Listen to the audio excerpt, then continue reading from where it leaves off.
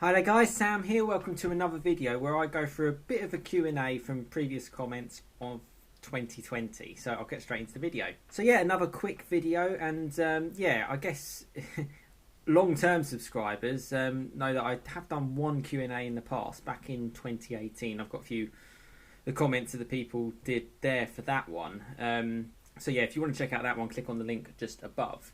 But yeah, it's been great kind of doing the channel for the last couple of years. I still hear from a lot of you even today. Some of you guys I don't hear from as much anymore, but you know, that's just the way times are. But yeah, I do appreciate all your comments and getting involved and the likes and, you know, subscribing to the channel. It's great. It's really great to see, and I really do hope that you guys have been enjoying the content. So my plan for this video is just to go through a couple of comments from each particular video, certain videos in 2020 that were relatively popular. And yeah, just talk it through with you. You know, not all you guys check out the comments. Some people do put up really useful information as well, actually. And it's also interesting to get different people's insights, and also from different countries as well. That's really been the cool thing as well. So yeah, let's get straight into it. So yeah, as you can see here, so this was from a video that I just did that was basically just saying, would I sell my VW Golf R? And yeah, just going from some of the comments that came through, well, yeah, the first comment at the top just says, your coolant issue will only worsen, sell and get an AMG. Interestingly enough, I have done a video about the coolant before when I had issues with that, sort of the link above. But to be honest, it definitely has not worsened. It's 3 years on. It's pretty much been perfect, and there hasn't really been any other issues. And to be honest with you, yeah, I don't see it as a big issue at all. Another comment there, just giving different ideas of different YouTube videos as well, which is great there from Keith. Always appreciate your comments, and I'm sure others do as well. The third one from Honest Review just said, I think you should sell it and buy a Mark 8R when they arrive if you're feeling flush. Which, to be honest with you, and also going on from what what the person also says, just saying, but a young lad like you should be looking to buying a house. If you haven't already got one, no point throwing money at cars until you have a house. Now, yeah, I 100% agree with that. And I think, to be honest with you, the main reason why I would struggle to sell this car is A, because I like the manual gearbox, I like the Golf R. It's a really, really great car, as you know from the channel. But more importantly, I really wouldn't want to spend an extra, say, £20,000 only to then lose £10,000 after the first, 2 weeks of owning it because of depreciation. So it struggles to make sense in that time. Years down the line, maybe it might make a bit more sense, or like I've said in the past, if it's like the greatest car ever, fingers crossed it will be, yeah, it could make sense. The final comment on this video of the selection that I've chosen from Gareth just says, great car, I have a manual Mark 7.5, I've ordered an RS3 as I got a good deal with 7k off Sport Edition and couldn't resist the 5-cylinder engine before it gets ruined with an electric motor strapped onto it. If I were you, I'd stick with the Golf, best all-round car I've ever owned. Yeah, good comment as well. And actually, I get a lot of comments from you guys who have manuals as well. I think, yeah, you noticed from my t-shirt, save the manuals. Yeah, not doing my own clothing line yet, but you never know. Yeah, and just a big fan, just because it's a bit of a dying breed. I do like the manual gearbox, and obviously the Mark 8 Golf R is unlikely to have that. And interestingly, he talks about the RS3 there in that comment, because I've done a lot of videos on the Golf R400, which I really hope they would have made just for that 5-cylinder noise. I would have definitely tried my hardest to get one of those cars and just, you know, see me out to the future.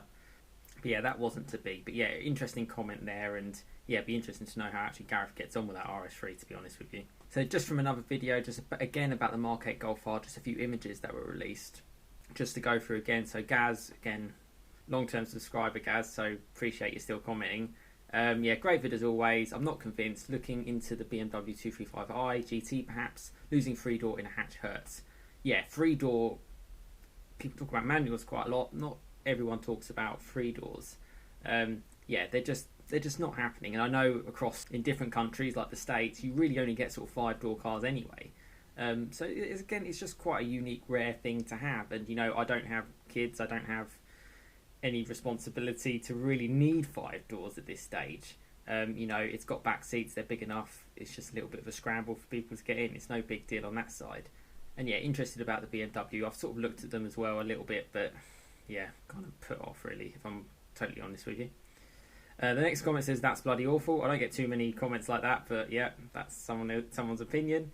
The next one from Carlos Fandango actually mentioned something about how the front of the car is actually covered up a little bit, and it's a little bit more of an insight into potentially how they're gonna make it. And again, people have a lot of knowledge about these cars, and that's what I really like. So yeah, that's quite an interesting one there to kind of read through. Again, pause the video if you want to kind of read through these in a little bit more detail, or check through my my other videos. You know, comments are open to the public for people to read and to get an idea of. And the final comment on this one, just saying, if this is the future of the Golf, then I'm sorry to say my Mark 7.5 facelift GTD will be my last. I've had Golfs for the last 15 years and loved them, but this looks ugly and cheap. Does not resemble a Golf at all. And I've read a lot of reviews saying the same thing. So why they've gone along with this design, someone needs to lose their job. So a little bit probably harsh, but yeah, proof is in the pudding. Have to see what it's like in the flesh. You know, I think some cars take a little bit of time to look good. If that makes sense, you have to kind of see them on the road. But again, interesting thoughts there. I did a video that's again really popular on my channel, just on Mark 7 Golf R versus the Mark 8 Golf R. Just a bit of a side by side in terms of the looks a bit from what we know now. And again, loads of comments on that one, so I've just gone through a few selections there. Some people saying it looks a bit ugly. Some people saying that it has a bit more of a better stance. Overall, I think a lot of people are quite negative about the Golf R, but the Mark 8. But we're just going to have to see. Good comment there from Edwin, saying the best thing about the Golf R is that it's subtle. There's no better feeling than placing your car next to a more premium brand lease car at the traffic lights and humiliating them. Typically those cars are on lease from lower management and they think they are the king of the road with a little over 200 brake horsepower. They don't see it coming. Yeah, that is kind of quite a bit of it kind of makes it a bit of a cue car. Even today, people don't really think my limestone grey Golf is anything, to be honest with you. Most people aren't particularly car enthusiasts. So yeah, to be able to destroy some of the lights is always a good feeling. And the final comment on here, just from the Metal Guy, again, a bit of a long-term subscriber as well from the States, so thanks again for all your comments. And just in terms of the order of what they kind of like of which Golf are, so it's 7.5, 7, 6, and then the 8 in that kind of order. Also mentioning about how the Mark 5 Golf looks quite good. I think cars tend to get better with age most of the time.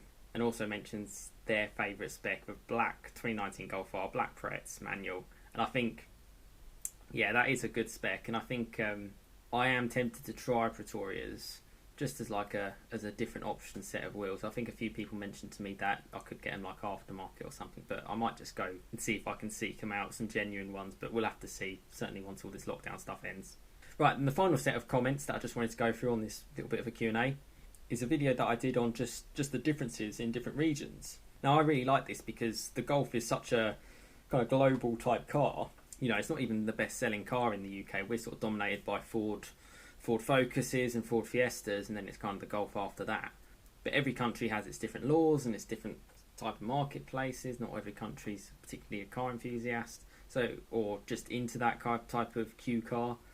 But yeah, so first comment there from Henry, and thanks for commenting, who lives in Ireland, just says, generally here in Ireland, while we get ripped off by the price of cars compared to the rest of Europe, we get pretty well spec'd performance Golfs. The only thing I wish we could get that we couldn't is the Spectrum program.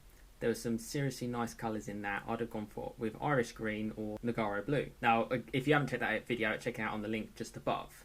But yeah, there's some really cool Golfs in like orange, and I think there was like a blue one and a green one, as similar to the picture that I've got as the thumbnail. Yeah, which we don't get any of that in the UK, and you know, you just never see it at all. And it's really interesting that how some countries didn't get it, some countries did, and it again changes the whole complexion of kind of like a Golf R. And that's kind of just in the next comment from Meg, just saying here in the US the Golf R had the Spectrum colour available for a limited time. Now that does kind of make sense actually, but at least they had it for a little bit. That Miami Blue R in your video was the Spectrum colour 91 Blue. There are 40 colour choices, and the cost of Spectrum colour was an additional $3,000. Now, actually, that doesn't seem too bad from where I'm sitting. I currently have a 2019 Mark 7.5, and the car comes basically loaded with all the extras. The only available options are for manual or auto, plus $1,100 transmission. and a choice of silver or black 5-spoke alloy wheels. So again, different alloy wheels in different countries.